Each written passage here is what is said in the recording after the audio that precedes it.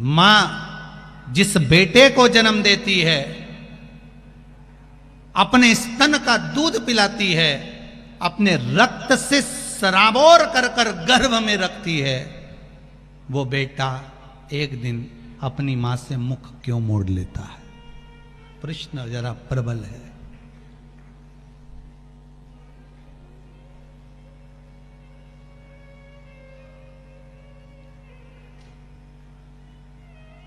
थोड़ा भारी प्रश्न है और इसका उत्तर देवाधिदेव महादेव के सिवा कोई नहीं दे सकता, क्योंकि उनके बेटे ने भी मुख मोड़ लिया था। ज्ञात है आपको? जब गणेश जी महाराज प्रथम गिनती में आ गए थे और माता जगत जननी जगदम्बा ने भगवान शिव से कह दिया था, देवाधिदेव महादेव आपने गलती कर दी कि गणेश जी को प्रथम गिनती में कर दिया। तो देवाधिदेव महादेव ने कहा, इसने मेरी परिक्रमा करी है, माता पिता की परिक्रमा करी, पृथ्वी की परिक्रमा के बराबर माता पिता की परिक्रमा को बताया, इसलिए मैंने इनको प्रथम गिनती में रख दिया। तब माता पार्वती जी बोली, गणेश जी चूहे पर गए थे, कार्तिकेय मोर पर गया था, गणेश जी ने चतुरता करी, अपने माता पिता की परिक्रमा कर ली, और एक बेटा जो मोर पर बैठकर परिक्रमा करने गया है वो आएगा तो दुखी होगा, आपने तो ये गलती करी। तो देवाधिदेव महादेव ने कहा, फिर करें क्या? इतने में माता पार्वती ने कहा देवाधिदेव महादेव से, भोलेनाथ आपने अपने पुत्रों के सम्मुख में एक गलती कर दी कि एक बेटे ने बुद्धि का परिचय दिया और उसको प्रथम बना दिया, और दूसरा बेटा अपने शरीर से परिश्रम कर कर परिक्रमा कर कर आ रहा है, उसको प्रथम नहीं बनाया।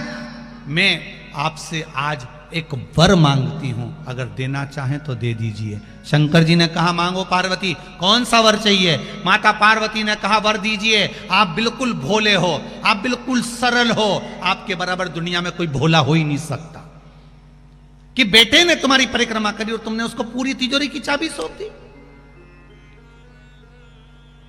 बेटे ने परिक्रमा करी और तुमने उसको पूरी प्रॉपर्टी सौंप दी, पूरी जायदाद दे दी, और एक बेटा जो शरीर से परिश्रम कर रहा है वो नहीं दिख रहा।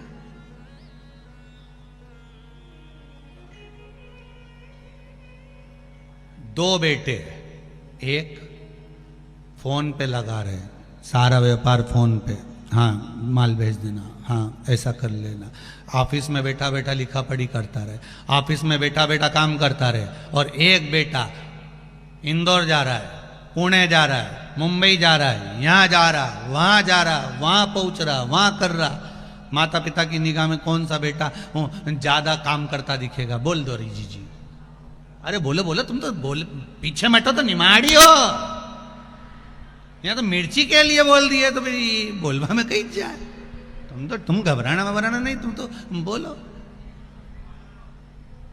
सबको क्या लगेगा, ये बेचारा वहां गा रहा है, वहां जा रहा है, घर छोड़ रहा है, परिवार छोड़ रहा है, काम तो सारा यही कर रहा है, और दूसरा वो तो मोबाइल पर लगा। पर एक अगर मोबाइल पर लगा हुआ है, बैठकर ऑफिस संभाल रहा है, वो भी अपना बुद्धि का परिश्रम कर रहा है, तो दूसरा भी चल फिर कर परिश्रम कर रहा है। परिश्रम में दोनों कम नहीं है, ये माँ जानती है। इसलिए माता पार्वती ने कहा कि वो शरीर का परिश्रम कर कर आया और इसने बुद्धि का परिश्रम करा, तुमने प्रथम स्थान दे दिया।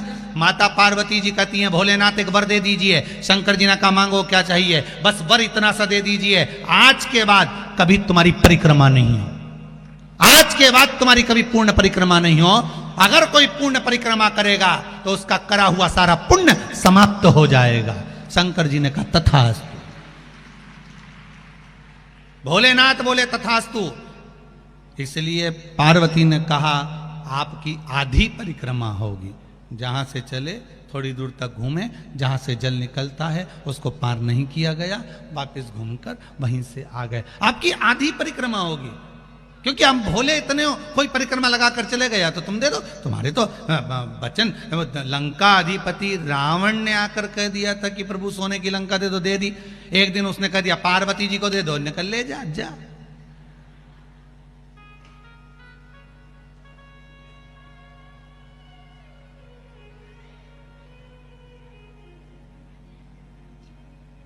होता है ना। एक डॉक्टर ने, मरीज गया और मरीज ने डॉक्टर से कहा, डॉक्टर साहब मैं बड़ा टेंशन में रहता हूँ, बहुत परेशानी है जीवन में। तो डॉक्टर समझा रहा था उसको, बहुत प्रेम से समझा रहा था कि देखो दिन भर भले तुम टेंशन में रहो, परंतु रात को टेंशन लेके बिल्कुल मत सोना, रात को टेंशन लेके बिल्कुल मत सोना। तुमसे निवेदन है दिन भर कैसे भी रहना, पर रात को टेंशन लेके मत सोना। तो मरीज बोला फिर वो टेंशन को मायके भेज दूं क्या?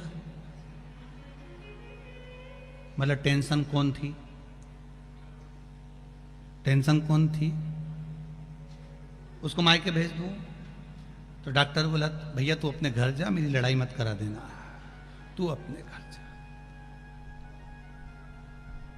मांगा देवाधिदेव महादेव, वही वही बात सामने जो प्रश्न था ना एक सम्मुख में कि वही चूहेदानी में चूहा सोता है, साबुनदानी में साबुन, फिर मच्छरदानी में इंसान क्यों सोता है?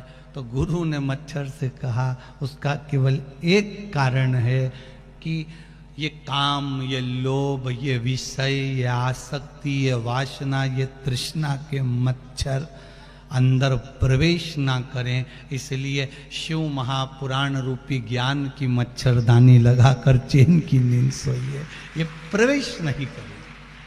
मनुष्य